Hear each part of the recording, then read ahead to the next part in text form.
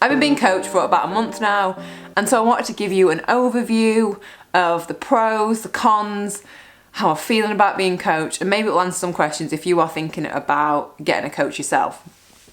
So the main reason that I wanted to have a coach and why I got a coach was because I wanted to get fitter, I wanted to get faster, and I wanted to ride further. And I got to a point where I'd never really had a training plan. I'd always just tried to keep pushing myself. So distance wise, I'd just keep trying to ride further and further and further.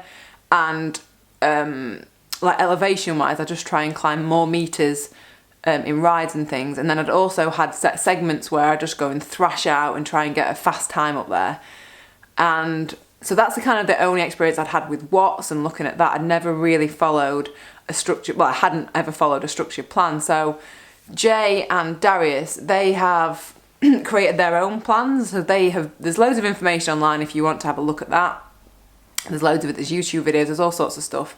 And they've taken time out to kind of look at their plans. They love looking at numbers. They are both in love with data. I mean, I like data as much as the next person, but they are data geeks. They love looking at their own data and seeing fitness and this and this. Whereas for me, I'm a bit like, yeah, I like it, but I like having someone that's looking at it for me saying, no, you need to do this and this to be able to improve. So that's what I personally like about having a coach, is that they are doing all that work for you, and that's what you are paying for when you get a coach, is someone looking at that and telling you what you need to do.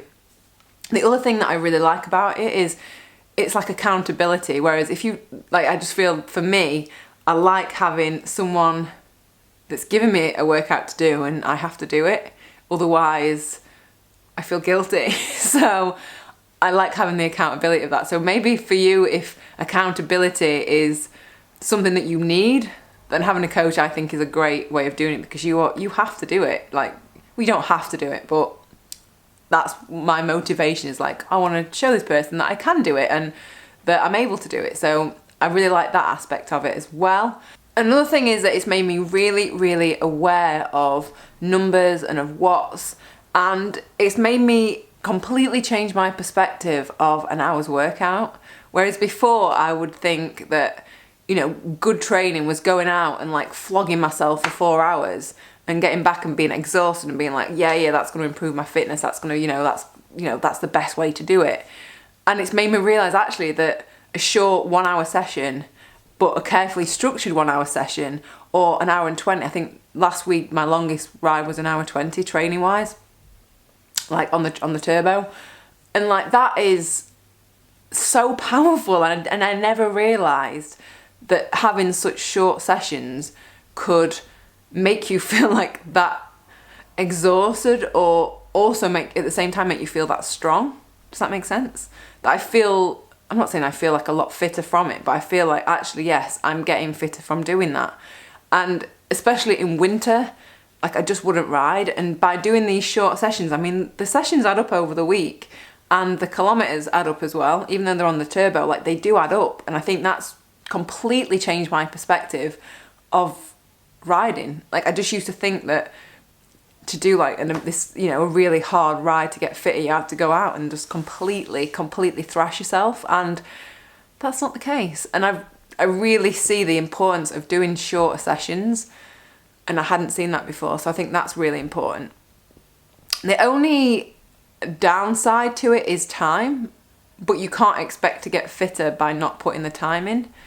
So I mean, we've all got an hour, haven't we? We've all got an hour that we could do a training session. So that's how I see it. I see it as an investment in fitness. I see it as an investment, like, just in overall cycling ability, to have someone telling me what I need to be doing. So I really like that of it.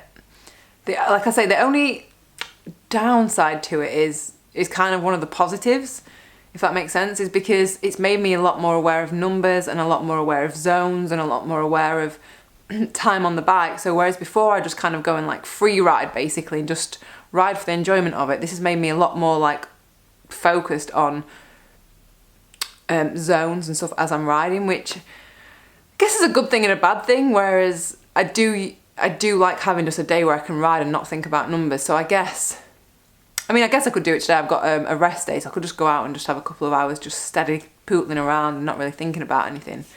So, yeah, I guess that is the only other thing. But I guess it can't be a bad thing being more aware of numbers. I just don't want to turn into one of these people that when you see these memes of people or like funny videos of groups being out on rides, and like I think GCN have done it before where they're like, there's a group like going off and there's a cyclist at the back going, come on guys, I need to stay in zone 2 today, I need to stay in zone 2. I don't want to be that person, and we have got like a couple of trips abroad cycling. I just don't want to be like, oh well, I've got to go off and do this session because I need to do X amount of watts in this minutes, and you're either going to be too quick or too slow for me. I don't want to do that, so I guess that's something that I'll have to incorporate and have to chat to the coach about. But I'm sure that'll be fine. It'll be fine. Because at the end of the day, I do it because I enjoy cycling, and yeah, you need to look at what your goals are and what you want to achieve out of it, and whether you could do that on your own, whether you've got the motivation to do it on your own, or whether you want that like person there to be accountable for telling you what you need to do. But I think that basically covers everything that there is so far about what it's like having a coach, the pros and the cons. But if you've got any questions that you want answered about it, on whether or not you should get a coach, then feel free to leave me a question below and I will answer them. But I think the main thing for me was I felt like to have a coach you had to be some kind of professional, and I never really saw it as actually, no, this could just help me achieve goals that I've personally set myself. So yeah, I think that was one of the biggest changes as well, was seeing it as actually, no, people have coaches for lots of different things. People have like life coaches, don't they? They have other kind of coaches that help them in different ways, and I just love cycling. So there are a lot worse things that you could spend your money on, I think. So I think that's pretty much it for this video. Let me know if you, like I say, if you've got any comments, give it a thumbs up if it's helped you in some way, and subscribe if you haven't already, and I will see you next video.